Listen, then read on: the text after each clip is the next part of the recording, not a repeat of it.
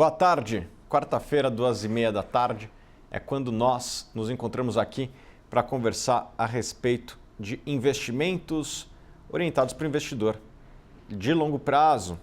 E no final de semana, talvez vocês saibam, talvez não saibam, mas aconteceu a reunião anual da Berkshire Hathaway, a empresa coordenada pelo mega investidor Warren Buffett, em que ele reúne os seus acionistas e responde dúvidas da plateia e também tece seus comentários a respeito dos investimentos da Berkshire. E uma coisa muito interessante aconteceu nessa reunião anual. Um dos acionistas perguntou ao Warren Buffett a respeito do seu investimento em Apple. E, para quem não sabe, o Warren Buffett é um dos maiores investidores da Apple. Ele tem cerca de 5% das ações da empresa, já se tornando um dos maiores acionistas da empresa. E a resposta dele foi muito interessante.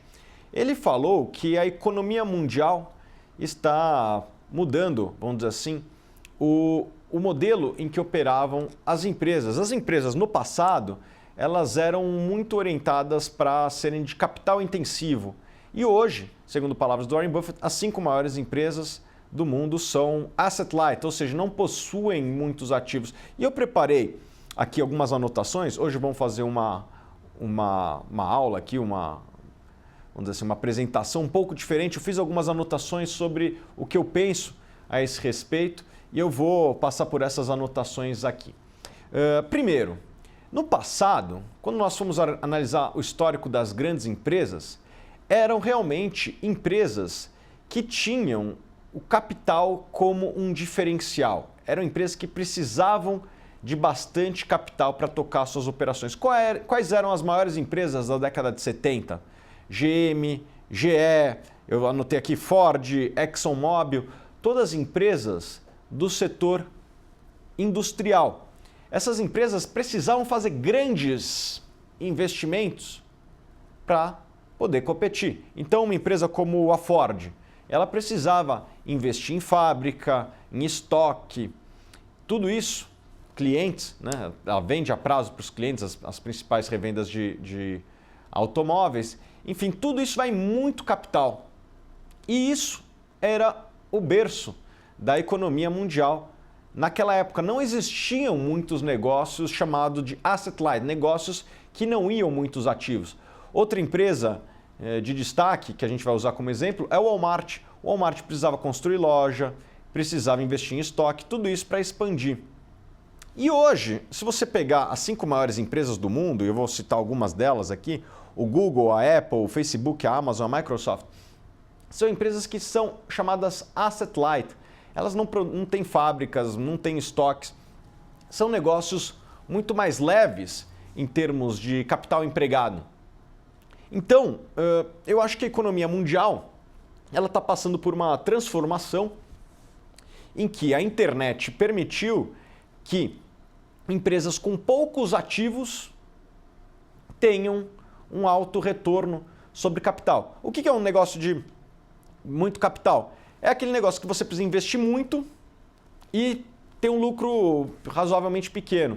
Enquanto negócios chamados asset light, que não vão muitos ativos, com pouco investimento se ganha muito dinheiro. No passado, o capital era um grande diferencial. Eu acho que a partir de 2007, 2008, com a ascensão das plataformas digitais e o crescimento dos smartphones, houve uma certa transformação na economia mundial. Isso fez com que as pessoas tivessem acesso à internet quase que 24 horas, não apenas no computador, mas em todos os momentos da sua vida, e fez com que a internet roubasse, vamos dizer assim, cada vez mais tempo da vida das pessoas.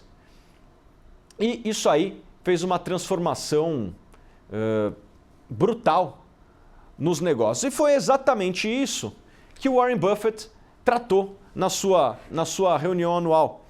Ele tratou sobre esta mudança do paradigma de negócios das empresas. Então, vamos pegar as grandes empresas aqui da década de 70. GE, GM, Ford, ExxonMobil, Walmart, são todas empresas intensivas em capital. Nenhuma dessas empresas continua entre as 5 maiores do mundo hoje. Hoje as 5 maiores são o Google, a Apple, o Facebook, a Amazon e a Microsoft.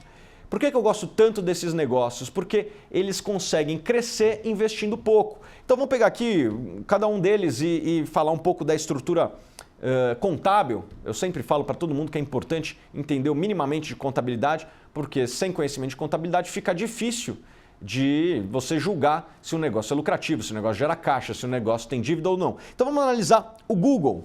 O Google é um negócio maravilhoso. Com pouco investimento em servidores, eles conseguem faturar bilhões. É uma empresa que hoje tem em caixa mais de 100 bilhões. É uma das raras empresas do mundo que quanto mais cresce, mais caixa gera. Por quê?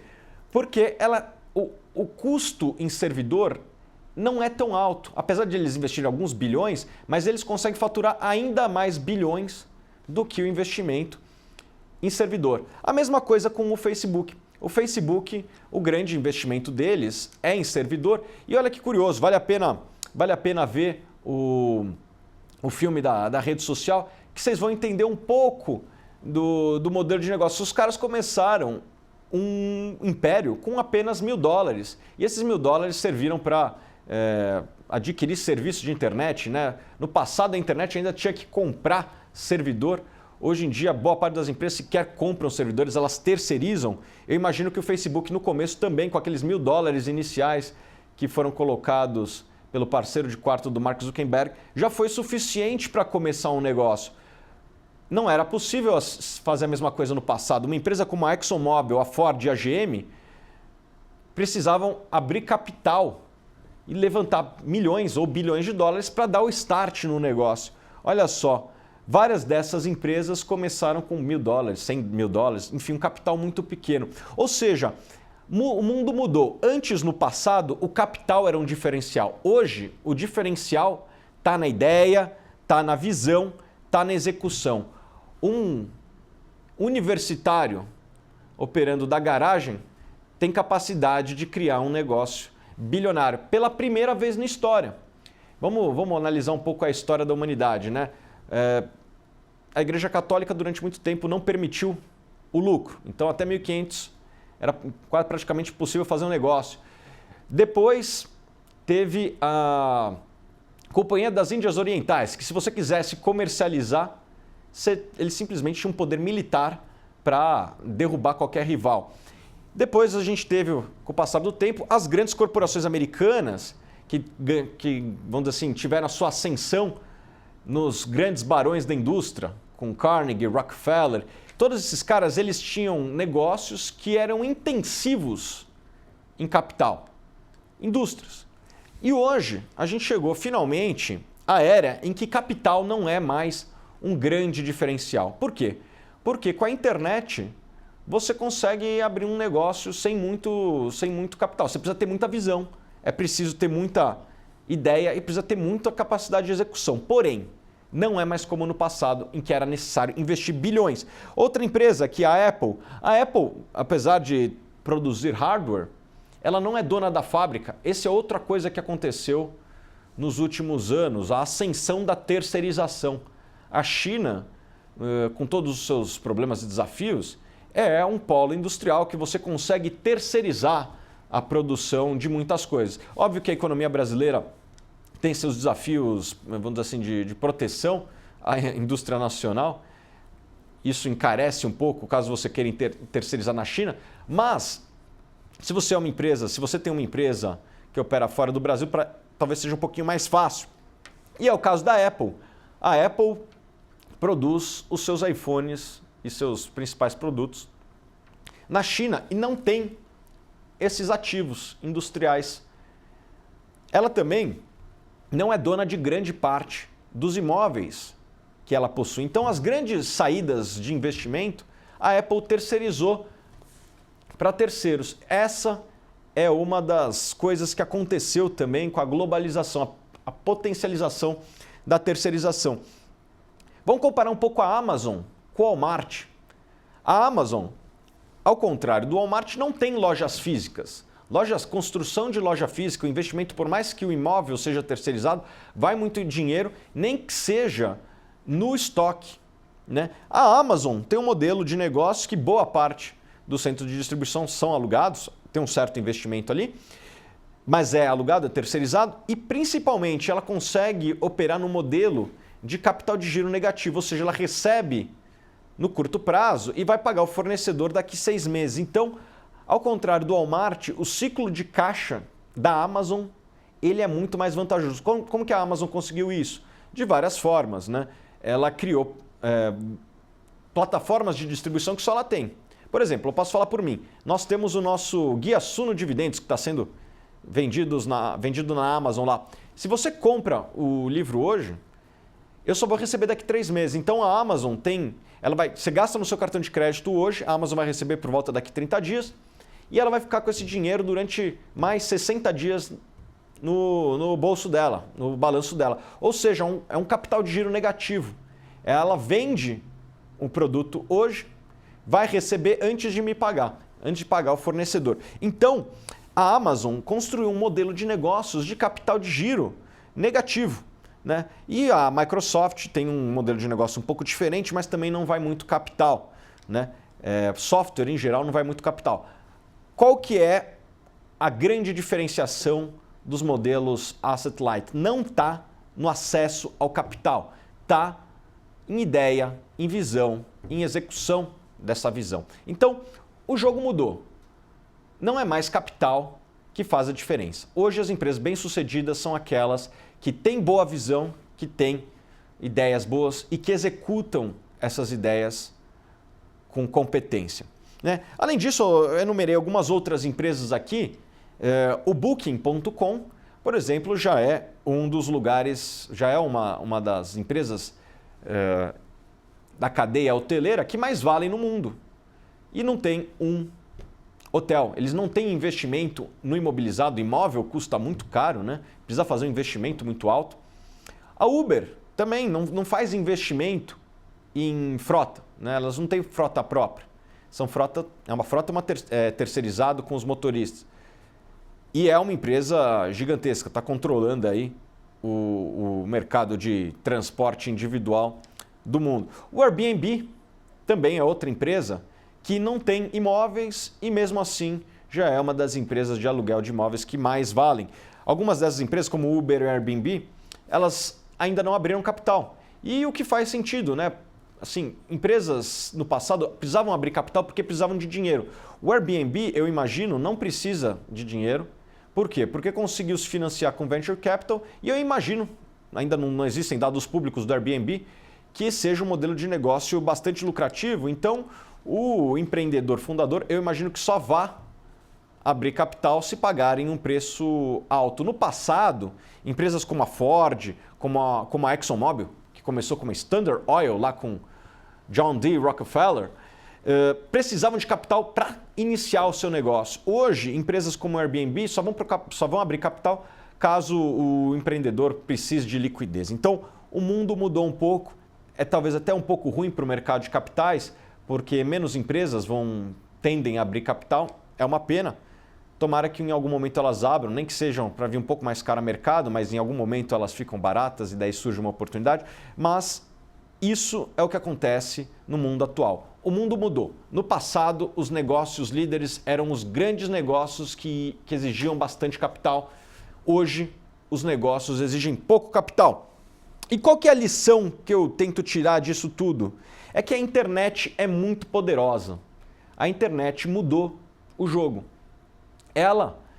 Se você constrói bons ativos na internet, que tenham um fluxo de pessoas acessando todo dia, você tem um negócio extremamente valioso.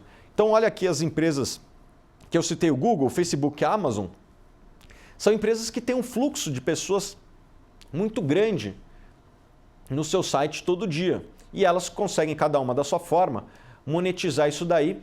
E para trazer fluxo na internet não custa caro em termos de investimento. Custa caro, às vezes, em termos de marketing, mas não de investimento. E o Google, o Facebook e a Amazon têm muito fluxo, vamos dizer assim, direto, né? As pessoas procuram entram proativamente nessas plataformas. Então, muitas delas, imagino o Google e o Facebook, nem precisam gastar muito com marketing. As pessoas que vão até ela, e daí elas cobram marketing das empresas que querem anunciar, né? Então, a segunda lição é que no passado era importante você controlar onde você ia investir o seu capital imobilizado, né? Não existiam fornecedores terceirizados. Hoje, com a globalização, existem também fornecedores terceirizados. Então, mesmo que você tenha produtos, como é o caso da Apple, é possível você terceirizar a produção e se desvencilhar daquele investimento pesado em fábricas. Então, essa é a nova cara da economia mundial. Visão, execução e geração de ideias valem mais do que capital, e as empresas que mais valem no mundo não são as empresas que mais investem em imobilizado, são as empresas que desenvolveram uma visão, ideias tão boas que e executaram também tão bem que não existe concorrência que conseguiu executar tão bem. Essa é a lição que eu trago da economia mundial, da nova economia mundial, e nós já começamos a ver alguns poucos negócios no Brasil que têm tido um relativo sucesso, alguns em bolsa, né? Eu acho que as empresas de milhagem são um exemplo clássico dessa nova economia que se cria, empresas altamente rentáveis que apresentam crescimento, distribuem bastante. Óbvio que as empresas nos últimos meses não tiveram um desempenho tão bom, mas se você pegar de ponta a ponta foi um negócio muito acima da média da bolsa.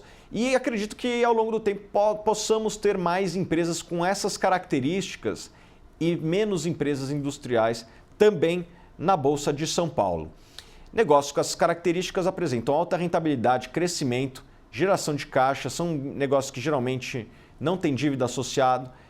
Tudo isso junto se caracteriza como um dos melhores investimentos que o investidor pode procurar se ele adquirir no preço certo. Então, essas são as minhas ideias sobre a nova economia mundial que o Warren Buffett tratou na sua reunião da Berkshire Hathaway. Espero que vocês tenham gostado dessa nossa aula, desse nosso novo modelo também, né? Que eu trouxe aqui algumas anotações e fui passando por elas. E deixe seus comentários. Nos vemos quarta-feira que vem, 2h30, em mais um Fundamente. Bons negócios!